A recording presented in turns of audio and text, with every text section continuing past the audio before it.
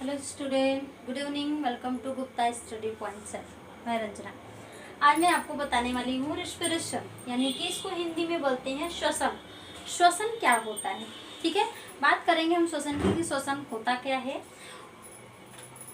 ये देखिए, श्वसन क्या है, बहुत ही इम्पोर्टेंट प्रोसेस है। पूरे लाइफ प्रोसेस, अगर हम बायोलॉजिकल प्रोसेस की बात करें तो पूरे बायोलॉजिकल प्रोसेस का सबसे इम्पोर्टेंट पार्ट अगर है तो ये है रेस्पिरेशन। देखिए कैसे, हम आपको बताए थे कि बायोलॉजिकल प्रोसेस में आपको टोटल 5 सिस्टम पढ़ना है। पहला आपने पढ़ा डाइजेशन सिस्टम, सेकंड हमारा respiration, third circular system, fourth क्या है एक्सक्रीटरी सिस्टम, फिफ्थ आपको पढ़ना है रिप्रोडक्शन, ठीक है, या फिर कंट्रोल एंड कोऑर्डिनेशन। ये आपको इतने चैप्टर्स क्या है, इसके अंडर में ये सारे चैप्टर्स बायोलॉजिकल प्रोसेस में आते हैं। तो हम आपको बता दें आपकी जानकारी के लिए कि हम जो है बायोलॉजिकल प्रोसेस का पहला जो सिस्टम है वो ख़त्म कर चुके हैं, ठीक है। डाइजेस्टिव सिस्टम हम लोग ख़त्म कर चुके हैं। आज हम बात करेंगे रेस्पिरेटरी सिस्टम की। देखिए रेस्पिरेटरी सिस्टम होता क्या है।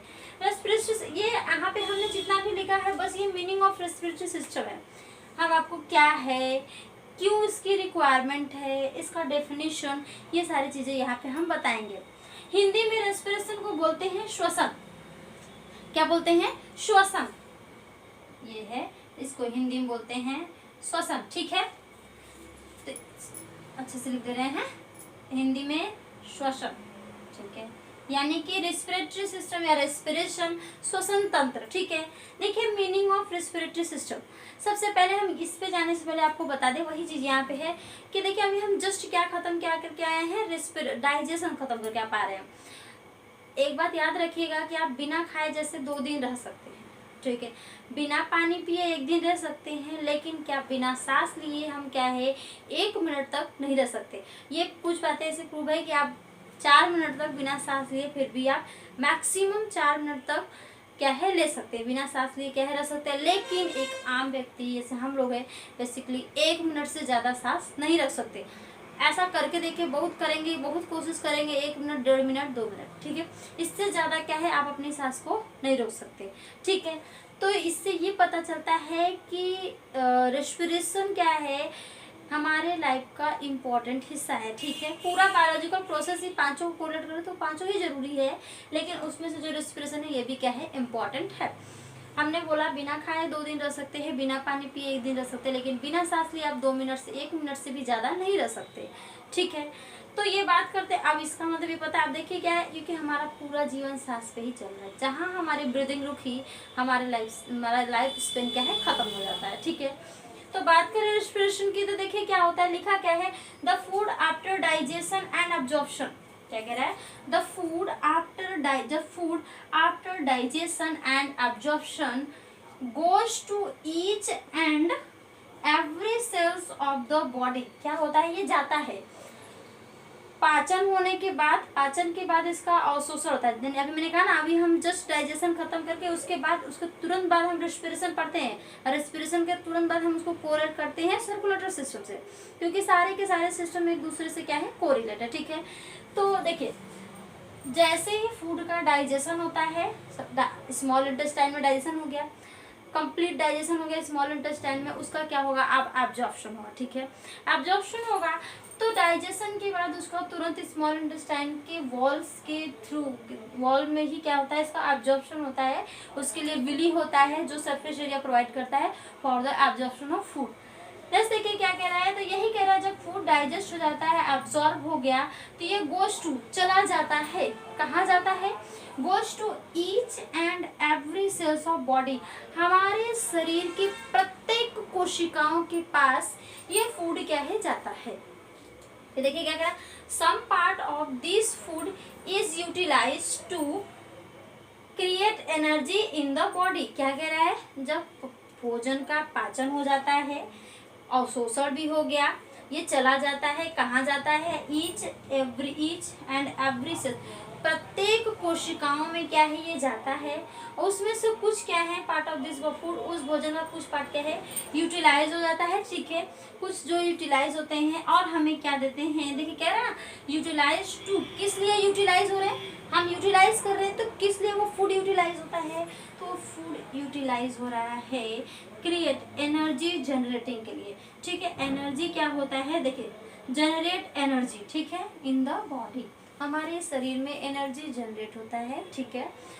तो बात आती है जो हमें एनर्जी, फूड हम खाएं, उनका डाइजेशन हुआ, एब्जॉर्प्शन हुआ, डाइजेशन हो गया, एब्जॉर्प्शन हुआ, तो उसे हमें क्या करते हैं, फिर वो यूटिलाइज हो जा रहा है, टू यूटिलाइज हो रहा है किस लिए, जनरेट एनर्जी।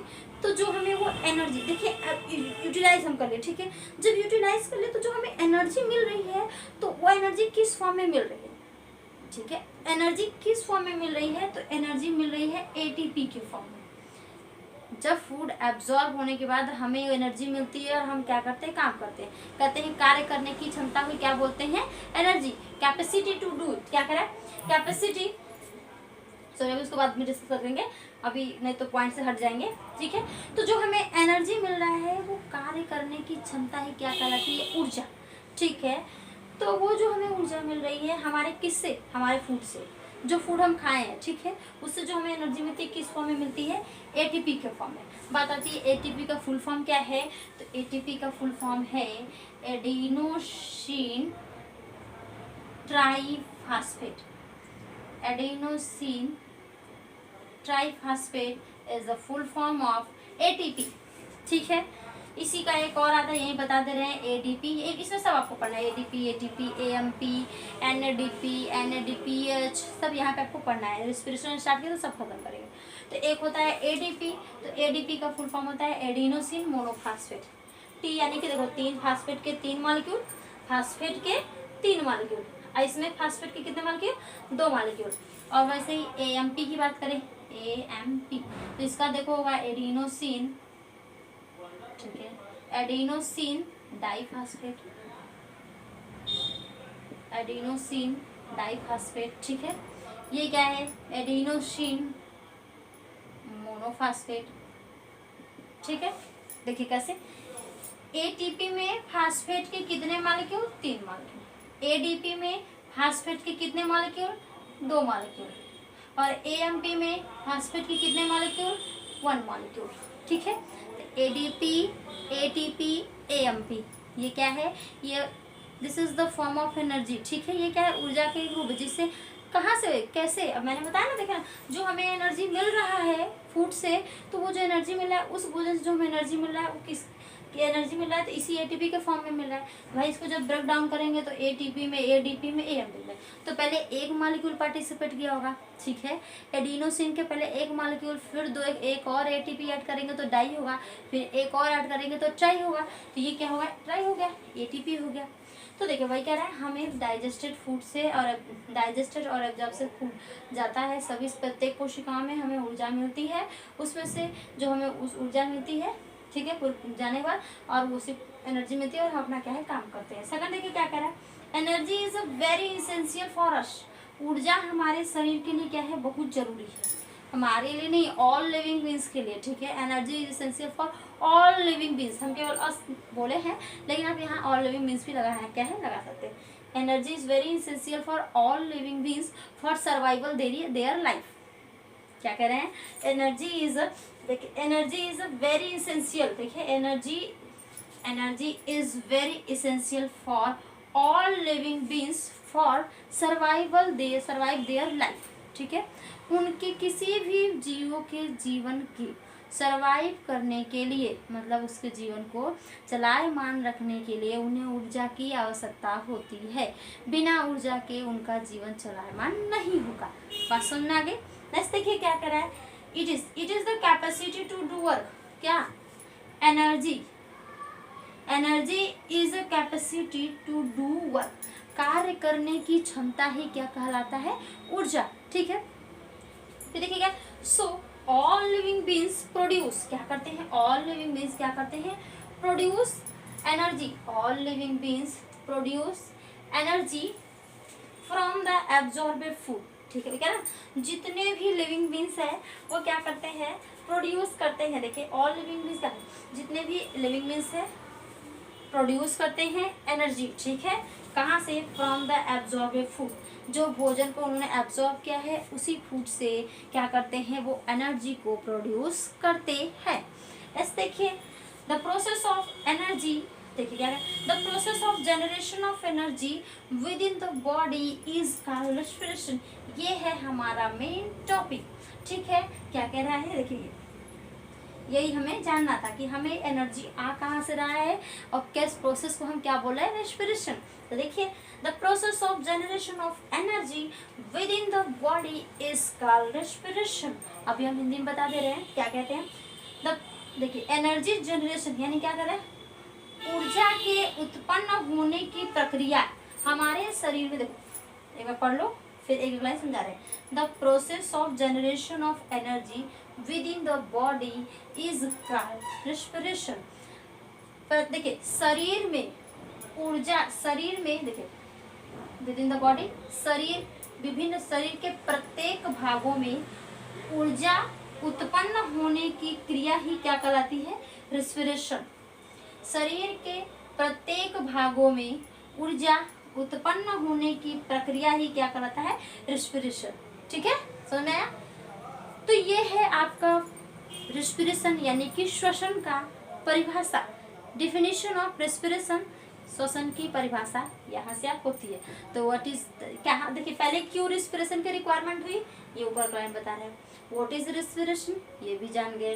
नेक्स्ट देखिए क्या करा है, एक और लाइन देखिए क्या करा है, एवरी बर्निंग प्रोसेस, क्या करें, एवरी बर्निंग प्रोसेस, ठीक है, occur in the presence of oxygen. ये बात सबको पता है कि किसी भी चीज़ को हमें जलाना है, किसी भी चीज़ को जलाना है तो हमें उसके लिए क्या जरूरत होती है, ऑक्सीजन। बिना ऑक्सीजन के या बिना ऑक्सीजन के प्रेजेंटी में या बिना ऑक्सीजन की उपस्थिति में हम किसी भी चीज़ को नहीं जला सकते। अब आप ये कहिए बहुत सारा धुआं है, वहाँ जाके हम माचिस की तीली जला रहे हैं, बोल रहे हैं क्यों नहीं जल रहा है, बिकॉज दिस, वहाँ पे क्या है, कार्बन डाइऑक्साइड क्या है, प्रेजेंट है।